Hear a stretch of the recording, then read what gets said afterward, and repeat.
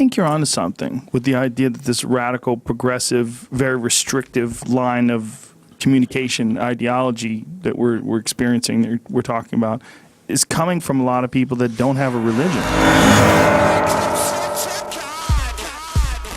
And this psychology of sanctity or purity has become really important, not just on the right. It's always been important for especially religious conservatives. We're beginning to see it even on the campus left. Yes. They're atheists, or they're at the very least agnostics. Modern progressives very rarely are religious.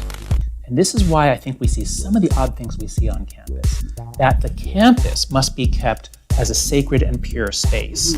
It's possible, it seems to me, that generation might discover new gods and might want to enforce the new rules just as avidly as the old gods.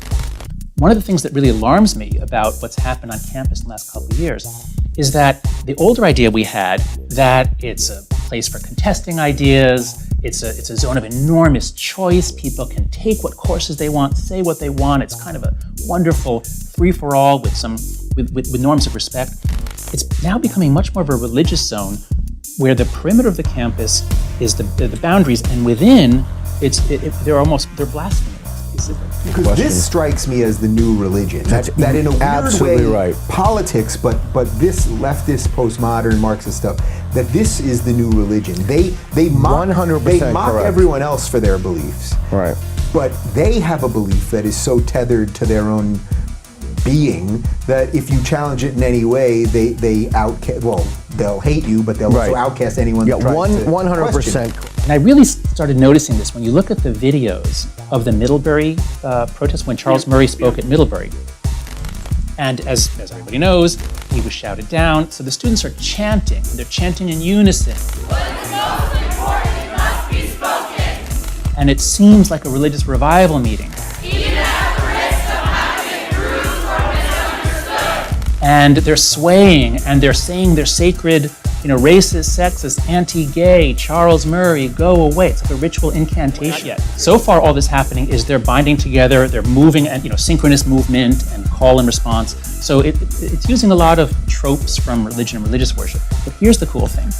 When the administrator, I forget who it is, comes on to say, okay, we're moving the talk, and then you hear a couple people screaming out, off campus, off campus.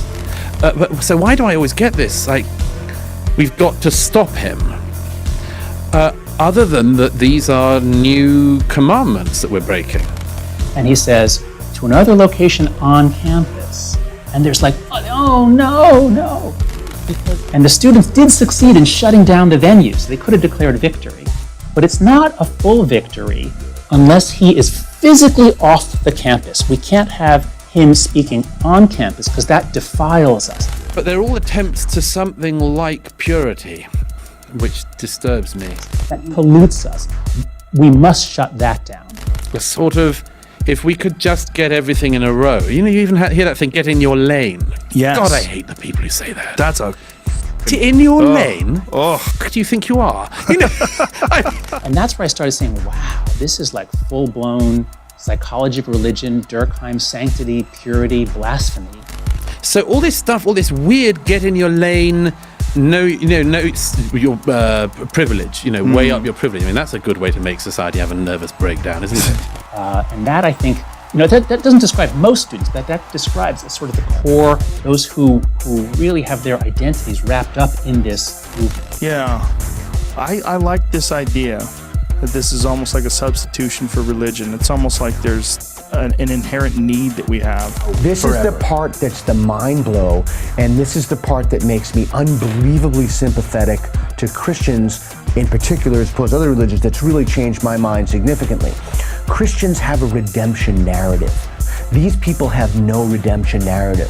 If you're privileged, that's it, you're fucked. So unless you are here to dismantle your privilege, please find somewhere else to go.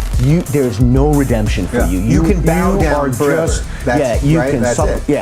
So there's something about being able to be redeemed that these people don't have. And that's why you see these vitriolic attacks. They are merciless on other people on the left, eating other people on the left. The Ouroboros, the snake that eats itself. Just because people aren't religious doesn't mean they don't still want to be thought to be good by their contemporaries and their peers.